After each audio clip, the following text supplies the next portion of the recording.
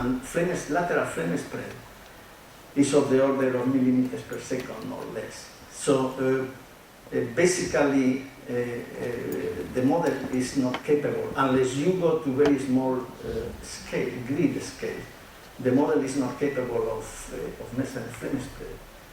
And as a consequence, is giving you a fire that is smaller than that occurs in reality. Anyway, these are two examples. Actually, this is the conclusions too. These are two examples of a work that I think is very important, is to trying to identify the shortcomings of the models and eventually, if possible, try to improve it by comparing the results with very well-defined experiments, not small-scale experiments. Here we are trying to do large-scale experiments and then try to identify the problem and see if we can incorporate it in the model. And time for changing. Thank you.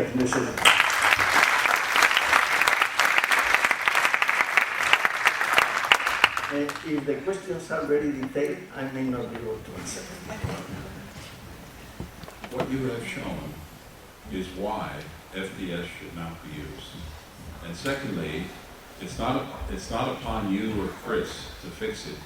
It's upon NIST who has advertised it. And that is the crux of the problem.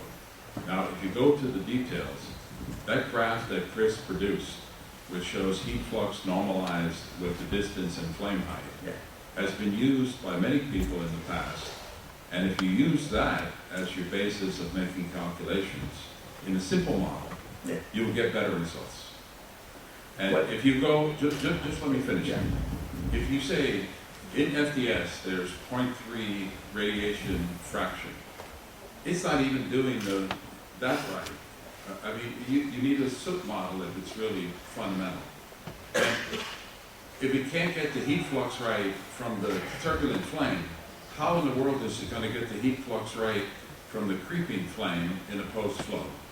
I mean, so all of this is like nonsense. You're using a toy to try to solve problems. And you're saying, even yourself are saying, maybe we're going to try to fix it. Well, Chris isn't trying to fix it. You're relying on this to do something better. And this is a serious, serious problem, because this model is used by fire scientists, by fire investigators. A judge threw it out of court recently in the U.S. as not being appropriate. Okay. That was a wise man. Okay. Can I answer? Yeah. Okay. So, first, I disagree with you. I'm sorry to disagree. And in fact, I believe that you are not consistent with yourself, because you are criticizing. For example, let's talk about the 0.3, the radiant component. It's a step further, certainly, of a global view that you are proposing. So now, whether it's accurate or not, but it's a step further. Now, just a second. I let you speak. So, I disagree with you. NIST has opened. It's basically an open source. It has opened FDS. You can go back to NIST and tell them, this works or doesn't work. I don't believe that. Well, I don't know, but I don't think that NIST is saying that this model it covers everything, because actually this radiative They're component. implying that by the way they put in all the subroutines that say you can do concurrent flame spread, post-flow flame spread, calculate fire growth, and people that don't know anything about fire are using it. But it's not what we are saying here is not that it cannot do lateral flame or post-flame spread. You have to be careful. What we are saying is that if you are using a grid that is 25 millimeters, then the model cannot If you used a tenth of a millimeter, this code would still be running and you wouldn't be able to give this talk. I'm going to exercise my dictatorial attributes as a session chair to moderate this debate because I think we have here two I'm being overruled by the speaker. providing entertainment for the audience. I mean, that's I think is a very valuable. I absolutely agree with you, and I think that this is an incredibly important debate that we keep having about the use and misuse of models. And I think what Carlos has presented is a good example of the kinds of challenges that the models have to be put to. And I think we need to learn more, understand more, and yes, challenge and question when the models are misused. But we cannot discard them because, as you said, it's a step forward. And so, Guillermo, you had a question. Yeah, thank you very much, Carlos. I want to highlight something that is being said, but it's not explicit. It is the striking originality and sincerity of this work. That there is about 100 papers published every year on modeling comparing to experiments. That this is the only one. It's the second one coming from Berkeley, by the way, that actually is sincere and shows that unfortunately we will wish to be there, that there is work still to be done for the community and the agreement is not as good as we wish it is. And I agree 100% with this talk. I just want to emphasize the sincerity that it goes into saying this, requires a lot of professionalism.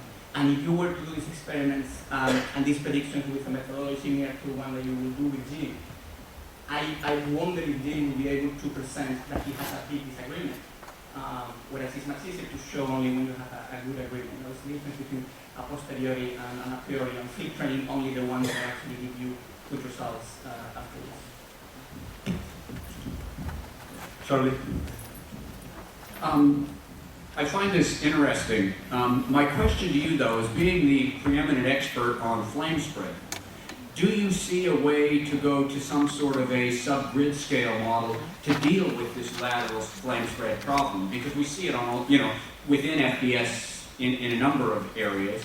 And so, I mean, are you looking at this? Yeah, actually, this is even beyond the flame spread. Many years ago, talking with Howard Bond, when Howard Bond was initiating the development of FBS and using the large scale simulation, we were discussing about the issue, and here Professor Lignan probably will understand it very well, is when you are talking about if you want to incorporate flames, the flame model in there, and then you have flames that they may be corrugated with a thickness of 1 millimeter, when you have a grid of 25 millimeters. So then there is a problem, we have a problem. And so that issue of scales, of either flame thickness to grid or time scales or rates of propagation of flame spread, you have to look at those scales in time and space, and it's very important. So at the time, we were talking about maybe using asymptotic expansions to have a very analytical region. The study and the scale of the millimeter, working on it analytically, and then incorporate it through the boundary to the larger scale, to the numerical model. And that we never follow it up. But that concept, I think, is interesting. Is treat the smallest scale either in time or in space with analytical tools, and then incorporate it. It would be maybe a subroutine or something like that then you incorporate in the numerical model. See, we have talked about it. We haven't done anything about it, but we are aware of it and we are very considerate. But yeah, this is a very similar. And in that regard, Professor Lignan is really, he has always talked about the scaling. See, Cross, you're getting old. Maybe you too. You did this beautiful work. You have a correlation with Danforth numbering velocity, and you know the parameter you get from the lift. That could be incorporated into something like FDS, where you know the local velocity, and now you get the velocity, the flame spread speed in a post-flow. Now we are talking in similar terms. You are talking about incorporating things into FDS. I think now we are the two of us. We are starting. And that heat flux thing that you showed as normalized with flame height instead of using the calculation from FDS, use that. But you know, the only thing that bothers me of that correlation is that it's a simple normalization. He says There is turbulent no- flames are similar. FM had talked to John Doris, and there's similarity of those flames. There's a question in the back. Okay, I have a question about the grid refinement. You use 25 millimeters for grid size. Grid, okay. If I am well, in fact, there is wall low in FDS. I think if you refine too much grid size, you will be out of the range of validity of the wall low. So it is not possible to refine too much grid size. Do you agree? Yes, yeah. So yeah, we have that problem. It's not only a question of computer time. Okay. Is there any further questions? Not from you, Jim. Well, this is a very common exchange. I claim he has an Italian background, and of course I have my Spanish background. So and often there is another colleague that we have that is called Michael Dedicacios. That is thank God he's not here. and then I inform to my American colleagues that it's a Mediterranean style of Given that the Peruvian cannot moderate this Mediterranean discussion, I am going to close the session and thank you very much for your attention and the discussion.